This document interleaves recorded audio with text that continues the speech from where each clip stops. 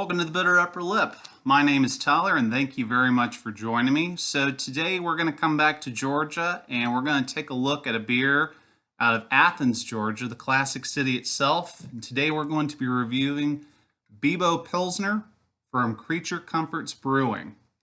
This is just a straight up Pilsner, comes in at ABV of 4.9 and its IBUs are listed at 25. So Creature Comforts, great brewery. They've been around since 2011, again in Athens, Georgia. And they came together, putting it succinctly, kind of as a brain trust of a lot of different brewers from around the state, deciding that they just kind of wanted to set off and do something different. And when Creature Comforts started, they released some pretty crazy beers for initial lineup. They had a Berliner Weiss. They have a beer that they're still making that they use like French oak staves as a rye beer. And one of the things they released was Bibo, which is just a straight up Pilsner. And Bibo is kind of a fun name for the beer. Any of y'all old world linguists out there might be familiar, but in Latin, Bibo means I drink. So there's already a nice affirmative start. And additionally, too, Bibo was the name of Einstein's parrot. And he actually got Bibo as a birthday present. I think he was like 75, I believe, was his birthday. So, yeah, Einstein in Latin. How can we go wrong with some delicious beer? But as Creature Comforts is known, they try to do things a little bit differently. So whereas this is just a straight up old world Pilsner, if you will, it actually has a very interesting hop profile. So the vast majority, from what I could find out, is hopped with Saaz hops from Czechoslovakia, or Czech Republic, if you will.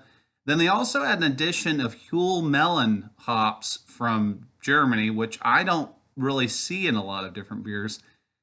And just because they wanted to, jump to the other side of the globe, they actually put in Motueka hops from New Zealand. So this is going to have a very interesting hop profile that you usually don't find, I think, in a lot of Pilsners with that addition of the New Zealand hops. But I have had this beer before many, many times, so this is not the initial impressions, but it is a beer that I like to pick up if I just want a good old Lawnmower beer, because that's essentially what it is as a Pilsner.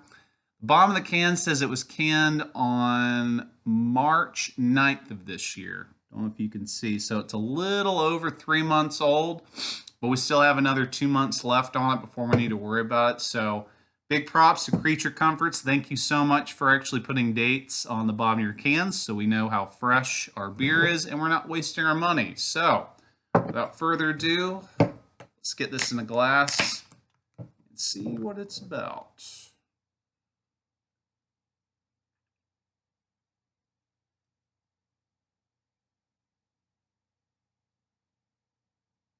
Just for formality's sake, I've got it in the Creature Comfort glass, which is actually one of my favorite glasses to drink out of.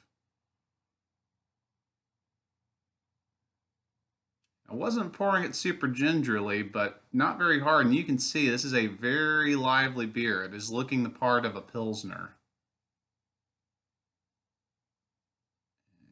Just top this off here. All right. So yeah, let's just call it how it is. This is pretty damn centerfold for a Pilsner.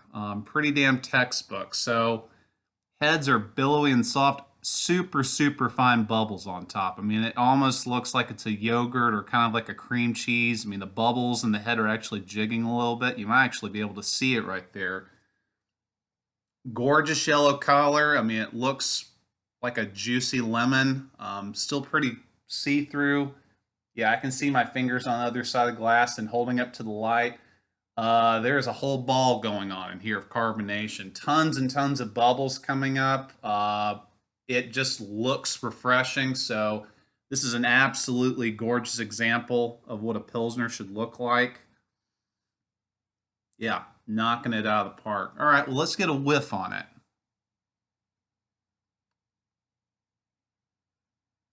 Yeah, so what I'd expect, classic kind of Pilsner smells for it. I get a real nice floral character and grassy character from those Saaz hops. A little bit of a peppery smell too going on. Yeah, probably from the hops as well. Not as stringent as like an earthy IPA, but definitely a bit of a peppery smell, almost something akin to like a Belgian ale a little bit, a little more subtle than that, but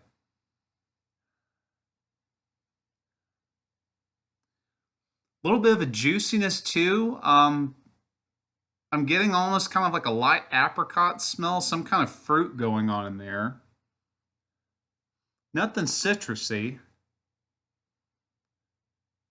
There's actually a little bit of an apple smell going on too. Kind of like a red delicious. I guess not to put too fun, but kind of like a generic apple smell a little bit. Like it's not super tart, but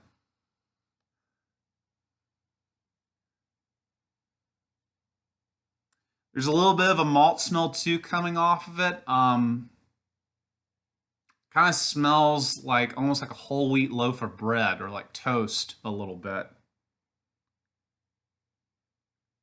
Oh yeah, looks great, smells great. Let's get our lips on here. Cheers.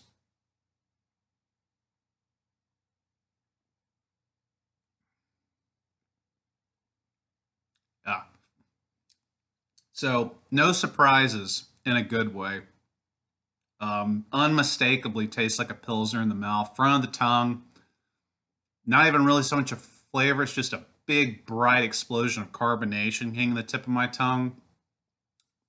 Then moving past that, getting to the middle tongue, I'm getting those classic kind of crackery, bready, malty notes that you would expect from a pilsner.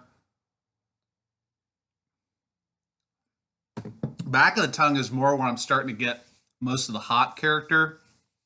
Again, that very classic bitterness that you would expect to kind of balance the malty flavor of what you're going to get out of a pilsner, but absolutely nothing oppressive like a big bombastic pale ale or an IPA.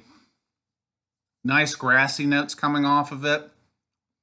It's almost a little bit of kind of an oniony taste to it, but not in a funky sour kind of way. It's a little like more kind of like it tastes green, grassy, chlorophyll a little bit. And actually matching the nose, I am getting some of that kind of peppery note to it as well. Smell more Belgian-y on that end on the nose than it does on the tongue. On the taste, it doesn't taste anything like a Belgian in terms of the yeast character that you'd expect, but there is a little bit kind of a pop and a spice on the back end. Again, complementing the other hop flavors that I'm getting from the floral grassy notes.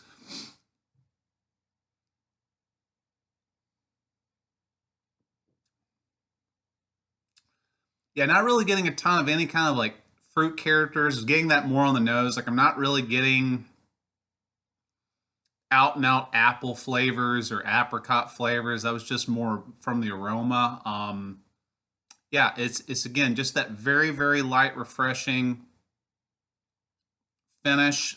Finish goes away pretty quickly once you kind of get past that bitterness hump of the hops on the back of the tongue. It cleans that very well.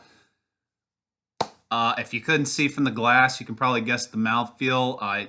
It tastes very much like champagne in a lot of ways. Very active, probably adding to the fact that the finish is so clean that you have all this carbonation just kind of rushing over your tongue and then just snapping out all of a sudden.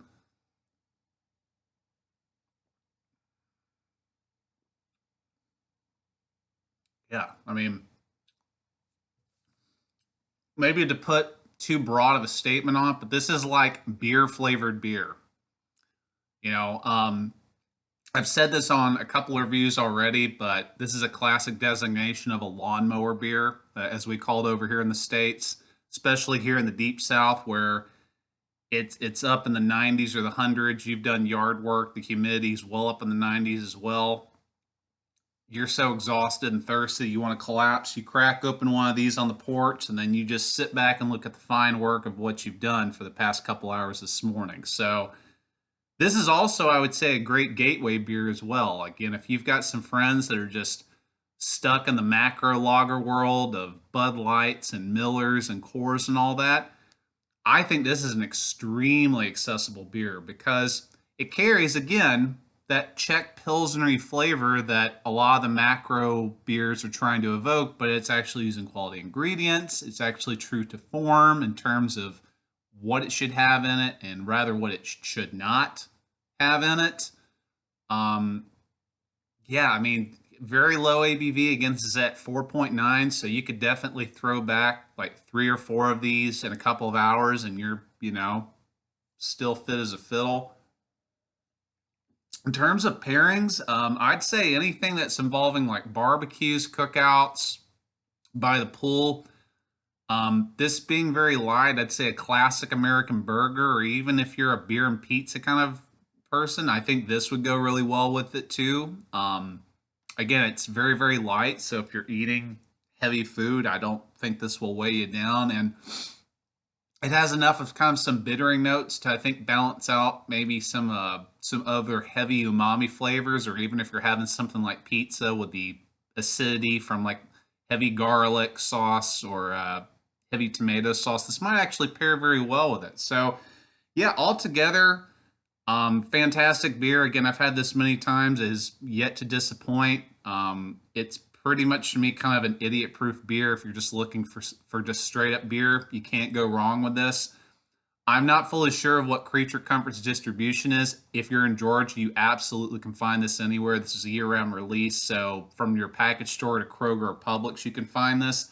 Not sure how else they distribute outside the state. It might be pretty limited, but yeah, if you're ever about and you see this and you want to try just a delicious Pilsner that's got a little bit of a fun twist on it in terms of its hop profile, absolutely check out Bibo and give it a go. So that's going to be it for me today, everyone. So as always, keep your mind sharp, your heart clean, and your upper lip bitter. We'll see you next time.